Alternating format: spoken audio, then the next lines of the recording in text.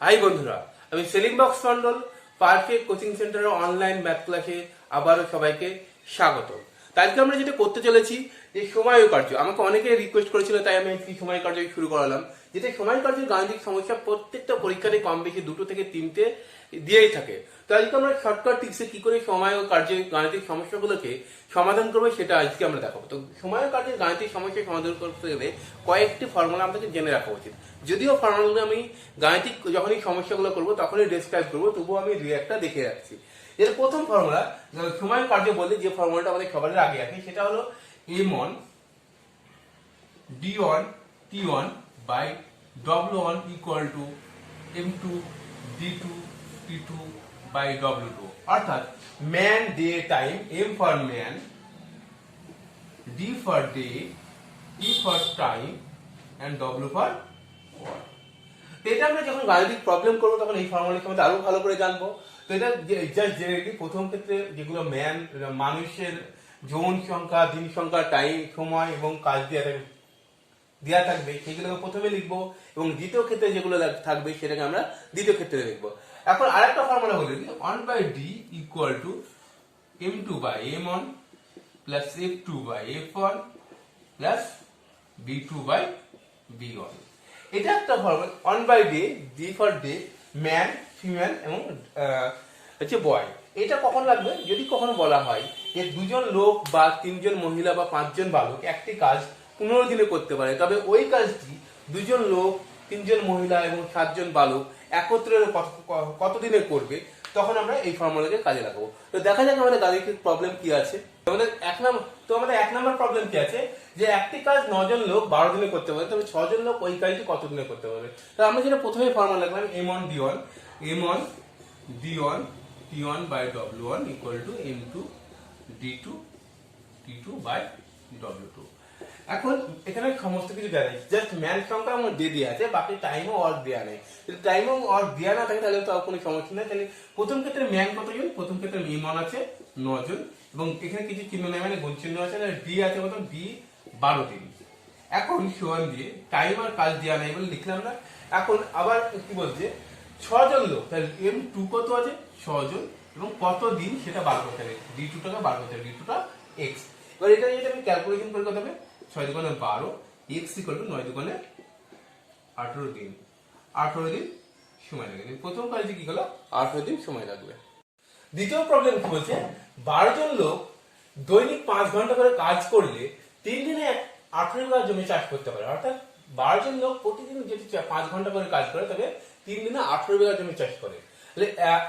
এখন 8 জন লোক দৈনিক 6 ঘন্টা করে কাজ করলে 10 দিনে মোট কত বিঘা জমি চাষ করতে পারবে। যেটা ফর্মুলা বললাম, যেটা আগে যেটা বললাম, m1 d1 t1 by w1 equal to m2 d2 t2 by w2। তাহলে বলছি প্রথমে ম্যান কত আছে?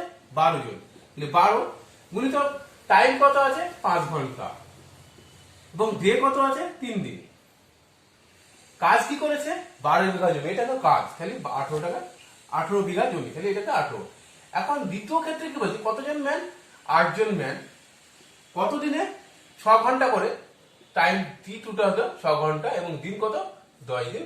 কি কাজ করতে হবে সেটা আমরা বার করতে হবে। তাহলে কি কাজ সেটা আমরা এবার এই ক্ষেত্রে যদি আমরা ক্যালকুলেশন করি তাহলে ডাইরেক্টলি অ্যান্সার বেরিয়ে চলে যাবে। তাহলে আমি কাটি এখানে 6 3 6 18, 6 দুগুণে 12, 5 দুগুণে 10 আর 2 দিয়ে কেটে দাও।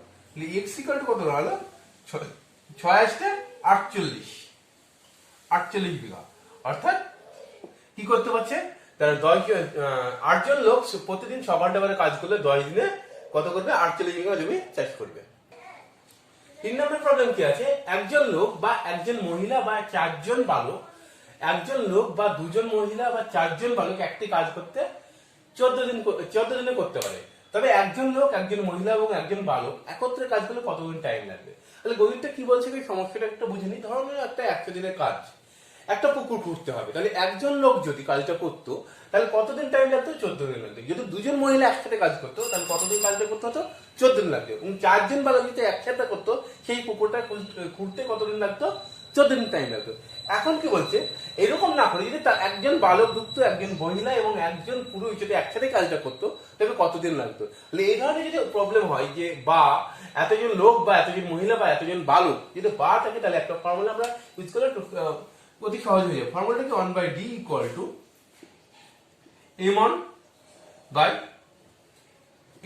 m2 by m1 plus f2 by f1 plus b2 by b1, অর্থাৎ m for man, f for female এবং b ফর বয়। এখন d ফর ডে, তাহলে কি করছে, ডে কতদিন আছে 14 দিন, তাই 1/14। প্রথমে b1 কত আছে, m1 একজন প্লাস f1 দুইজন এবং b1 কত আছে 4 জন। এখন m2 মানে একজন লোক, লোক মানে হচ্ছে ম্যান, একজন মহিলা, এখানে 2 থাকলে 2 লিখতাম, 1 থাকলে 1 লিখবো এবং একজন বালক। তাহলে এইটা যদি আমরা ক্যালকুলেশন করি তাহলে অ্যান্সারটা হয়ে যাবে। তাহলে দেখা যায় কি হচ্ছে 1/14 হবে, এটা ডি করতে 1/14 ছিল, তাহলে 1/14 ইন্টু এটা যদি ক্যালকুলেশন করি লসক হবে 4 যোগ 2 যোগ 1, সুতরাং কত আসছে 1/14 ইন্টু 7/4, ক্যালকুলেশন করলাম 2, তাহলে 1/8, 1/8 অংশ, এটা হয় অংশ বেরিয়ে, তাহলে দিন কত হবে, মানে অ্যান্সার কত হবে 8 দিন। তাহলে অ্যান্সারটা কি হলো 8 দিন। তাহলে এটা যেটা বেরোবে সেটা হলো অংশ, অংশকে আমরা যদি কনভার্ট করি তাহলে উল্টে দিলে সেটা দিনে কনভার্ট, তাহলে অ্যান্সার কত হবে 8 দিন। এখন কি বলছি 4 নম্বর প্রবলেম হচ্ছে এ একটি কাজ 20 দিনে করে এবং বি ওই কাজটি 30 দিনে করতে পারে, তাহলে একত্রে কাজ করলে কত দিনে করবে। এই ধরনের প্রবলেমগুলো করতে গেলে আমাদের কয়েকটা ফর্মুলা আমরা দেখে দিচ্ছি। যদি এ বি একত্রে কাজ করে, এ বি একত্রে কাজ করে, তাহলে আমাদের মনে রাখতে হবে A B by A plus B, এবং এ বি সি একত্রে কাজ করলে আমরা লিখবো 1/a plus 1/b plus 1/c। এই দুটো প্রেফারেন্স করলে আমাদের সব থেকে সুবিধা। দুজনের ক্ষেত্রে করবো কি A B by A plus B, এবং তিনজন হলো 1/a 1/b 1/c, চারজন হলো এটা করবো। এটাকে আমরা অল্টারনেটিভ এরকম করতে পারি 1/a প্লাস 1/b, এটা করলে কোনো প্রবলেম নাই, এটাতে একটু টাইম লাগবে, যেটা যে ধরনের প্রবলেম সেটাকে। এটাকে যদি আমি শর্টকাটে একটা ফর্মুলা লিখি এরকম কোথায় এ বি সি,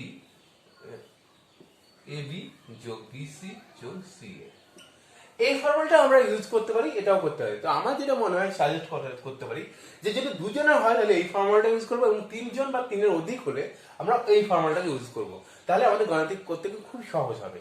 এই ফর্মুলাটা করতে গেলে টাইম খাবে এবং অনেকটা ক্যালকুলেশনের ব্যাপার হতে পারে, এটা ক্যালকুলেশনের ক্ষেত্রে খুব কম। তো আমরা যেটা করছি এটা প্রবলেমটা দেখা যায়, কিন্তু দুজনের প্রবলেম, দুজন যদি থাকে তাহলে কি বললাম আমরা এই ফর্মুলাটা ব্যবহার করবো। তাহলে এ বি, এ একটা কাজ করে কত দিনে 20 দিনে, বি করে 30 দিনে, তাহলে এ মানে কত 20 গুণিত বি মানে 30 যোগ 20 যোগ 30, তাহলে কত হলো 20 গুণিত 30 বাই 50। এবার ক্যালকুলেট করে 5 4 5 20, কত দিন করতে 12 দিনে তারা কাজ করে দেবে। তাহলে কতদিন লাগবে তাকে একত্রে কাজ করতে 12 দিন। এখন 5 নম্বর প্রবলেম কি বলছে যে এ একটি কাজের 1/2 অংশ করে 5 দিনে এবং বি ওই কাজের 2/5 অংশ করে 6 দিনে, তারা যদি একত্রে কাজটি করতো তাহলে কতদিন লাগবে। তাহলে 1/2 এ 1/2 কাজ করছে কত দিনে 5 দিনে, পুরো কাজ হচ্ছে 1 অংশ, তাহলে 1 অংশ হলে এটা উল্টে যাবে, গুণ হয়ে যাবে, কত হলো 10 দিন। এখন বি 2/5 কাজ করছে কত দিনে 6 দিনে, পুরো কাজটা কত হবে 6 গুণিত 5/2 15 দিনে করতে পারে। এখন একত্রে করা ফর্মুলা করলাম দুটো গুণফল বাই দুটো যোগফল, তাহলে দুটো গুণফল কত 10 গুণিত 15, দুটি যোগ করলে কত হবে 10 যোগ 15 মানে 25, 10 গুণিত 15 বাই 25, ক্যালকুলেশন করলে 3 5 5 দুগুণে 10, তাহলে কত হলো 6 দিন। তাহলে কি করলাম একবার দেখে নিন যে কি করলাম, এ পুরো কাজটা করতে অর্ধেক কাজ করছে 5 দিনে, তাহলে পুরো কাজটা করতে লাগবে 10 দিন, বি 2/5 অংশ করতে 6 দিন, তাহলে পুরো কাজটা করতে লাগবে 15 দিন, 15 দিন লাগছে। তাহলে তারা একত্রে ফর্মুলা কি বলবো, আগেই বললাম যে দুটো গুণফল বাই দুটো যোগফল, তাহলে কত লাগবে, তারা পুরো কাজটা যদি একসাথে করতো তাহলে কত লাগতো 6 দিন। পরবর্তী 6 নম্বর প্রবলেম বলছে এ বি সি একটি কাজ পৃথকভাবে যথাক্রমে 10 দিনে 12 দিনে এবং 15 দিনে করতে পারে, তারা যদি একত্রে কাজটি করতো তাহলে তারা কত দিনে করতে পারতো।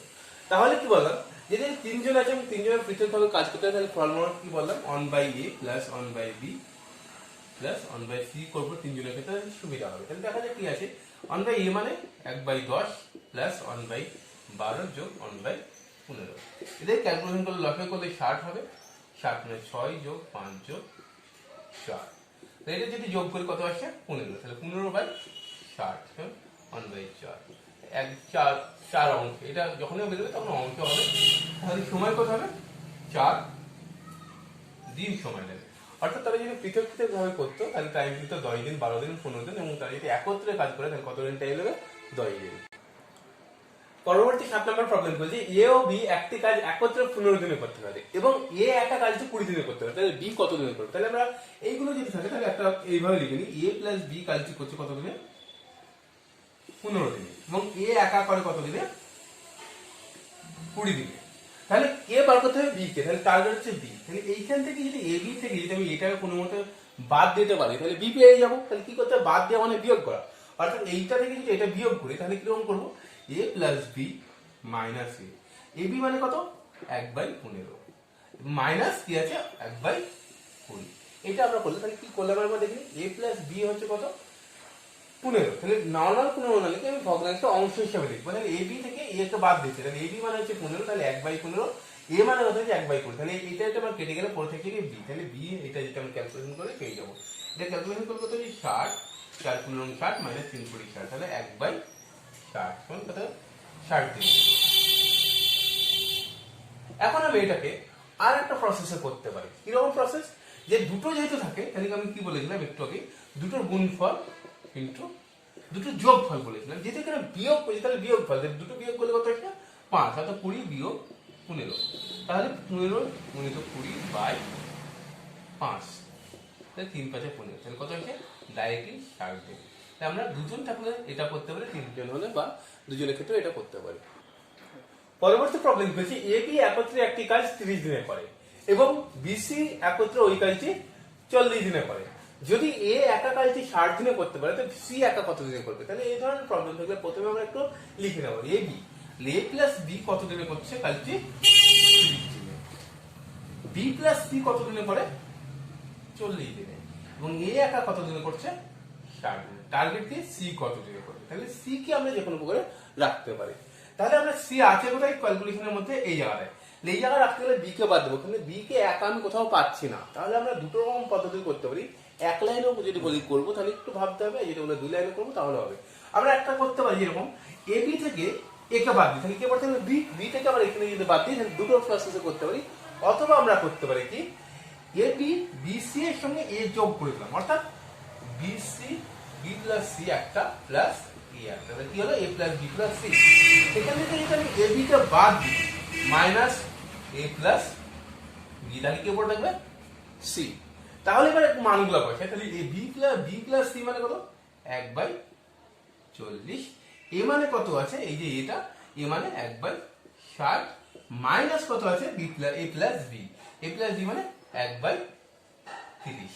এবার যদি আমরা এটা ক্যালকুলেশন করি লসক হবে 3 4 12, 12 মানে 120, হ্যাঁ 120 কে যদি 4 দিয়ে ভাগ করে তাহলে কত হবে, 40 দিয়ে ভাগ করলে 3, 60 দিয়ে ভাগ করলে 2 মাইনাস 4, অর্থাৎ 5 মাইনাস 4/120, অর্থাৎ 1/120 যদি হয় তাহলে কি হবে 120 দিন। তাহলে সি একটা কাজ কত করবে 20 দিন, কারণ হচ্ছে এ প্লাস বি প্লাস সি, এ প্লাস বি প্লাস সি থেকে যদি এ বি বাদ দিই তাহলে কি পড়ে এ বাদ গেল এবং বি বাদ গেল, পড়ে থাকলো কত সি, তাহলে এটা যে ক্যালকুলেশনটা বেরোলো তার সি এ।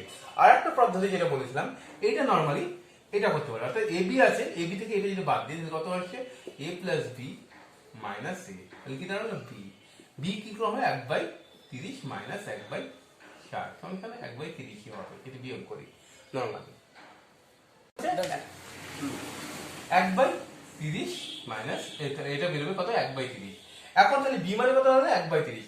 এখন যদি আমি 1/40 আর বিসি থেকে যদি বি কে বাদ দিই তাহলে কি হচ্ছে 1/40, 1/40 বিসি থেকে বি কে বাদ দিচ্ছি 1/30, অর্থাৎ ব্যাপারটা উল্টোটা দাঁড়াবে,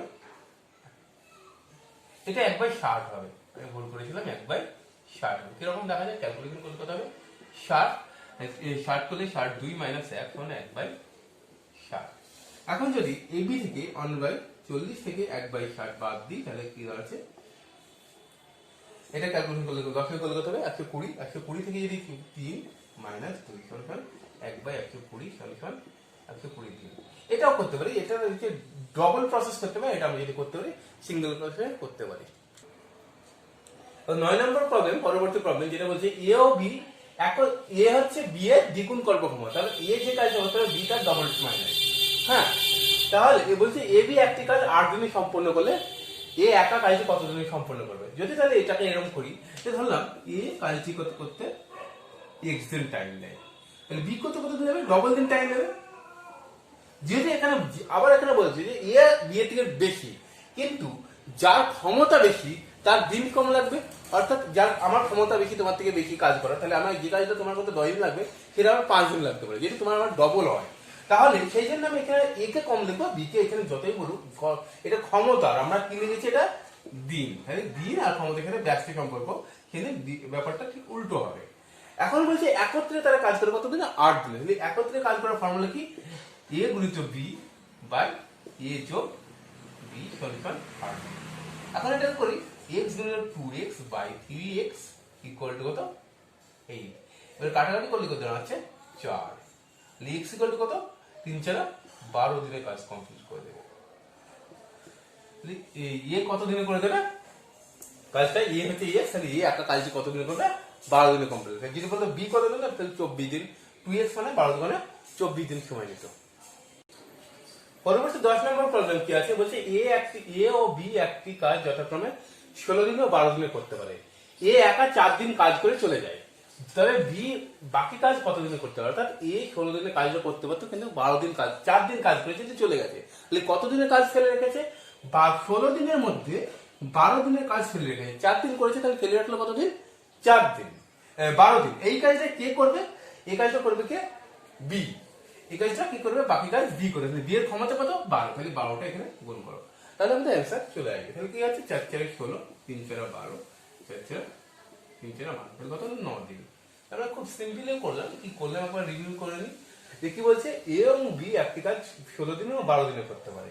বলছি এ একটি কাজ 4 দিন করেছে, একা করেছে, দুজনেই কাজ শুরু করেনি, এ একা কাজ শুরু করেছিল, 4 দিন কাজ করার পরে সে কাজ ছেড়ে চলে যায় অন্য কোথায়, এবং বি সেই কাজটা করতে চায়। তাহলে বি এ কতদিনের কাজ করতো, এর ক্ষমতা চলে হলো, কিন্তু সে করেছে 4, তাহলে কতদিন করেনি, ফেলে গেছে 12 দিনের কাজ, কতদিনের মধ্যে, 16 দিনের মধ্যে। 16 দিনের মধ্যে 12 দিন ফেলে গেছে, এবং এই সে কে করবে, বি। তাহলে বি এর ক্ষমতা কত, সেটা এসে এখানে গুণ হবে। এটা যদি ক্যালকুলেশন করে, তাহলে বাকি কাজ কত দিনে করবে, 9 দিনে। যদি আমার এই চ্যানেল গণিতিক সমস্যাগুলো করতে ভালো লাগে, তাহলে অবশ্যই আমার চ্যানেলটিকে সাবস্ক্রাইব করুন এবং আমার চ্যানেলটিকে ভিডিওটি সবাইকে শেয়ার করুন। ধন্যবাদ।